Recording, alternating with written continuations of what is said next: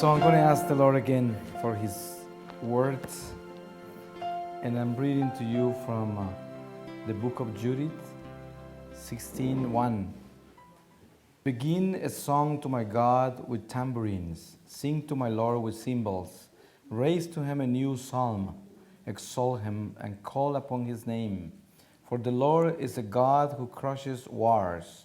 He sets up His camp among His people. He delivered me from the hands of my pursuers. The Assyrian came down from the mountains of the north. He came with myriads of his warriors.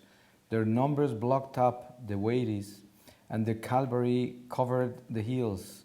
He boasted that he would burn up my territory and kill my young men with the sword, and dash my infants to the ground, and seize my children as booty, and take my virgins as spoil.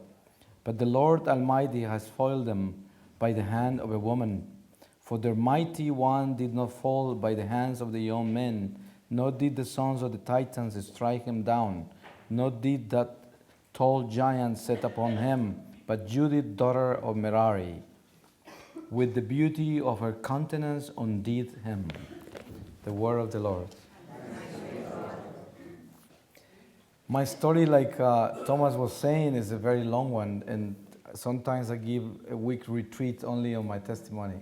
And still I don't make it to say it all, and I don't think I will make it for the rest of my life, whatever I have left. But I share you in a compacted way the story, and most of you know it. But for those that don't know it, I was born in Colombia in a small coffee growers town up in the Andes Mountains in a Catholic family. And I grew up with all the Catholic teachings and traditions of the Catholic faith. But when I was 14 years old, I was sent to Bogota to finish my high school education, and those were the 1960s. So I embraced all the movements of the 60s and walked away from the faith, stopped believing that Jesus was God, and began to persecute the Catholic Church. I persecuted Christianity for 33 years and made fun of it and just crushed it every chance I had.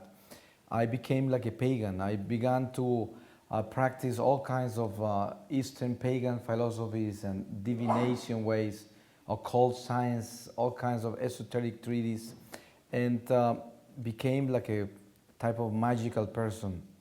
I married in Colombia when I was 20 years old and moved to Germany, to the city of Hamburg, and went to school at the University of Hamburg and studied arts and became an actor and a musical composer. That is my profession. For 6 years I lived in Germany, and then I moved to the US, where I live since 1976.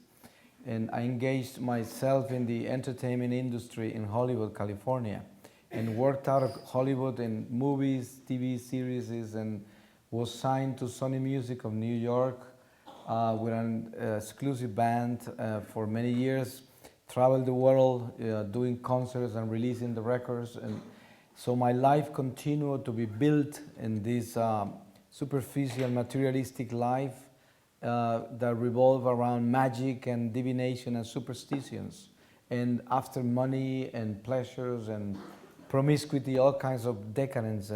But I thought I was a very good person because I belonged to all kinds of charity institutions and Human Rights Watch and Amnesty International. So I thought of myself for being a pretty good guy, and most of the guys that were around me and people around me, they were all the same. You know, we were pretty decadent people, but we were always helping out the poor and helping out everybody, which is nonsense, you know, because at the end, you can never buy God, you can never buy goodness if you're bad, you know, if you're not doing right. But I thought I did.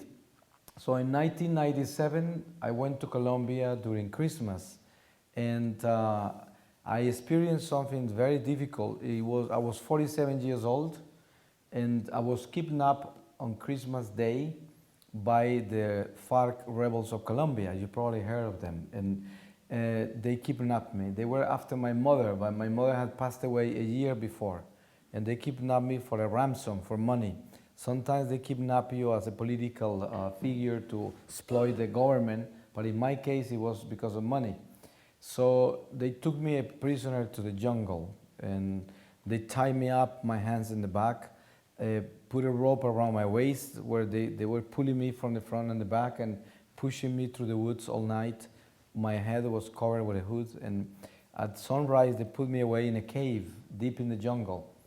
And I was supposed to be in that cave for a few hours, and another group of guerrillas was supposed to come in from deeper in the jungle to internate me in the jungles where they cannot find me.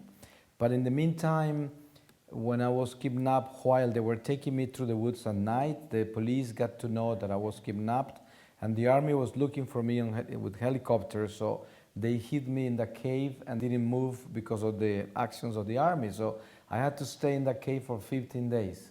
But the guys that brought me to the jungle, they didn't have any food with them. So they will pull me out of the cave once a day to feed me with wild roots, wild fruits, and dirty water that they will find around.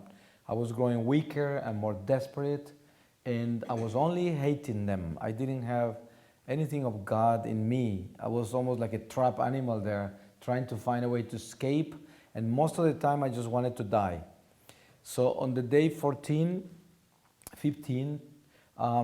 the guerrillas show up, the ones that were coming from inside the jungle. And they pulled me out of the cave and told me that I was to pay them a pretty high ransom.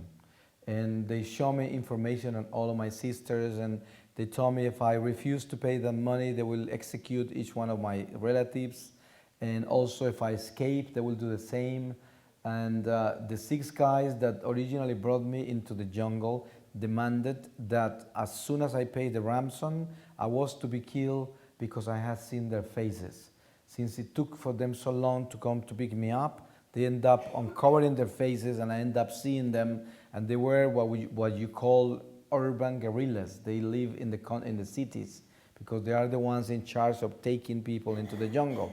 So they were afraid that in the event that I was to be released after paying the ransom, I was to go back to my hometown to set them up with the police. And then to avoid that, they sentenced me to death. So they told me that that night I was going to spend it in the cave, and they were going to pick me up the next day to take me somewhere else. So they tied me up again, covered my head with the hood again, throw me back in the cave. The guys that took me there originally walked away, and a few young rebels remained outside the cave guarding me. When I fell back in that cave, I began to go through the most horrifying moment. The first 15 days were terrible, but that night was it, because I was like dead alive. There was no way I could ever make it alive from that ordeal, because I knew that even if I had a chance, I couldn't afford it, because that meant killing my sisters. So I knew I was as good as dead, and it was a terrifying moment. I tried to find something within me to help me cope with such hardship, and I couldn't find anything to clean from, because everything I had that I was so proud of was all of these Eastern philosophies and all these psychotherapies and mental techniques and all the things I ever studied that I was so proud of. And nothing of that was holding me. There was nothing to clean from. That was like dead science. That was such a serious moment of my life. I needed real help, and I didn't have it. So I began to go through a mystical experience, but I was far from knowing in the beginning of it that it was coming from God, because I was so far removed from God that I didn't recognize it in the beginning. The first part of it is called an illumination of conscience. And I was awake and conscious as we are here. And I experienced my whole life since childhood until I was 47. I was 47 years old that night. And the second part is called a vision with God, where I went through the trial of my life as if I died.